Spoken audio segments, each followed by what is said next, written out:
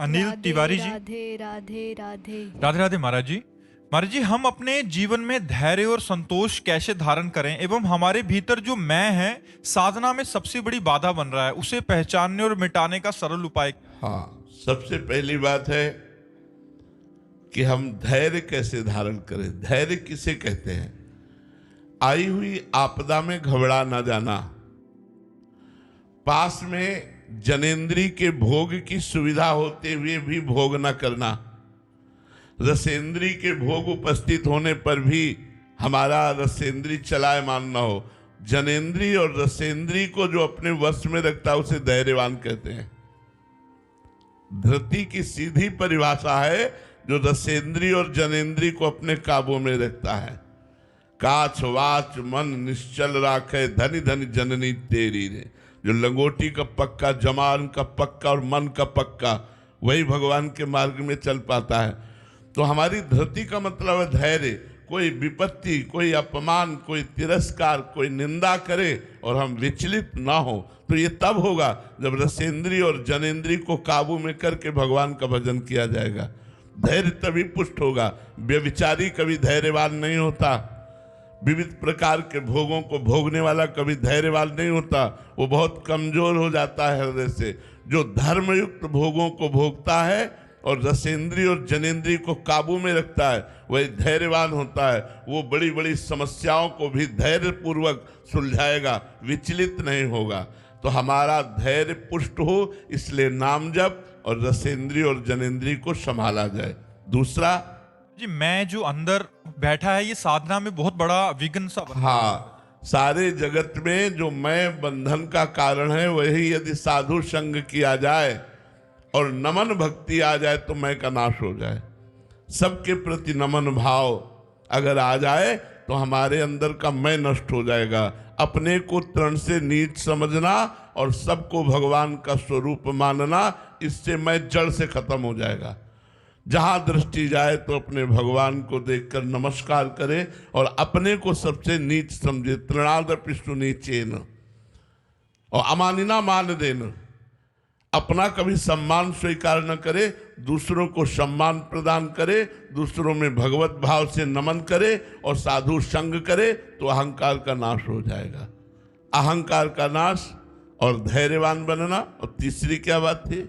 अपने अंदर के मैं को पहचानना और मिटाने का सरल उपाय। वो तो अपने मैं को जब पहचानने की बात आती है, तो जब दूसरों में दोष का दर्शन हो और अपने में गुण का दर्शन हो, तो समझ लेना चाहिए अहंकार आ गया है, अहंकार बढ़ रहा है। और ये मिटेगा नमन भक्ति से। सब में भगवत भाव करके साधु समागम किया जाए तो नमन भक्ति ही हमारे अहंकार को नष्ट कर देगी। आदर्श जी इंदौर से। राधे महाराज जी। महाराज जी, साधन काल में गुरु इष्ट के एकत्व भाव को भगवत प्रेम के रूप में कैसे शुद्ध, निर्विकार और स्थिर रखा जाए? जब गुरु प्रदत्त नाम और मंत्र जप करोगे तो हृदय पवित्र होगा। पवित्र हृदय से विकार नष्ट होंगे। विकार नष्ट होने पर गुरु और इष्ट की एकता का अनुभव होने लगेगा। और एकता का अनुभव होने पर सारे जगत में वही दिखाई देंगे। अखंड मंडलाकारम व्याप्तमेन चराचरम तत्पदम दर्शितमेन तस्मै श्री गुरुवे नमः। अखंड मंडल में चर अचर में व्याप्त गुरुदेव हैं। फिर इष्ट बुद्धि करे तो सिय राम में सब जग जानी। चाहे गुरु बुद्धि करे तो अखंड मंडलाकारम व्याप्तमेन चराचरम। जब तक नाम नहीं जप करोगे, गुरु प्रदत्त मंत्र जप नहीं करोगे, अधिक से अधिक निरंतर निष्काम भाव से, तब तक ये बात नहीं आएगी। जब हमारे अंदर पहले कामनाएं नष्ट हो, विकार नष्ट हो, तब हमारा इष्ट और गुरु में एकत्व भाव हो कि गुरु साक्षात परब्रह्म, तस्मै श्री गुरुवे नमः। और वही परब्रह्म परमात्मा सब में है, तो सिय राम में सब जग जानी। करो प्रणाम जोरि जुग पाने। चाहे इष्टाकार वृत्ति हो, चाहे गुरुकार वृत्ति हो, बात तो एक ही हो जाती है। पर वो खूब भजन से बनेगी, बातों से नहीं बनेगी। पढ़ लिख कर समझने से नहीं बनेगी, भजन से बनेगी। जितना भजन करोगे उतने हृदय दृढ़ होता चला जाएगा। खूब नाम जप करो, गंदे आचरणों का त्याग करके। सुमित मिश्रा जी। हरिवंश गुरु जी। राधे राधे महाराज जी।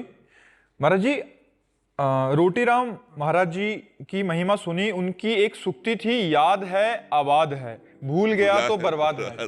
तो महाराज जी यहाँ याद रखना, का हनुमंत विपत्ति प्रभु सोई, जब तो सुमिरन भजन न होई। जो भूला सो बर्बाद, याद है सो आबाद, भूला है सो बर्बाद।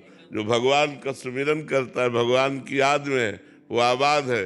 जो भगवान को भूल गया वो बर्बाद हो जाएगा, उसका जीवन नष्ट हो जाएगा। बड़े महापुरुष थे सिद्ध महापुरुष। आपसे श्रीमुख से महाराज जी एकांतिक में सुना था उनकी महिमा का वर्णन, वहीं बर्बाद, याद है सो आबाद, भूला है सो बर्बाद। जो भगवान का सुमिरन करता है, भगवान की याद में है, वो आबाद है। जो भगवान को भूल गया वो बर्बाद हो जाएगा, उसका जीवन नष्ट हो जाएगा। बड़े महापुरुष थे सिद्ध महापुरुष। आपसे श्रीमुख से महाराज जी एकांतिक में सुना था उनकी महिमा का वर्णन, वहीं से आया हूँ। अच्छा, सोचा उनकी सुक्ति के बारे में आपसे ही महिमा पूछ। नहीं, बिल्कुल बिल्कुल प्रणाम है ऐसे महापुरुषों को, बहुत अच्छे राधे महापुरुष थे। राधे हम वहाँ गए राधे भी हैं, राधे। वहाँ गए भ्रमण के समय, हम वहाँ गए भी हैं। बहुत अच्छे महापुरुष थे, पर लीला बड़ी विचित्र होती है। अंतिम जो लीला महापुरुषों की होती है वो समझ में नहीं आती। अंतिम समय था तो 8-10 सब प्रिय लोग बैठे थे, 9 बजे रात्रि के लगभग। तो उनका चलो भैया हमारे जाने का समय आ रहा, जाओ। तो वो समझे भुजधरा में रुकते थे, वो समझे अपने कुटिया में जाने की बात आई। और जब सुबह आए तो वहाँ इतना गला कटा मिला था, ये जो चिड़ैया है ना जिसे कहते हैं, इतना कोई काट लिए थे। और उनको पता था कि ये सब होगा, तो ये बोले भैया तुम जाओ हमारे जाने का समय आ रहा है। तो समझे जाने का समय मतलब कुटिया के आ रहा है।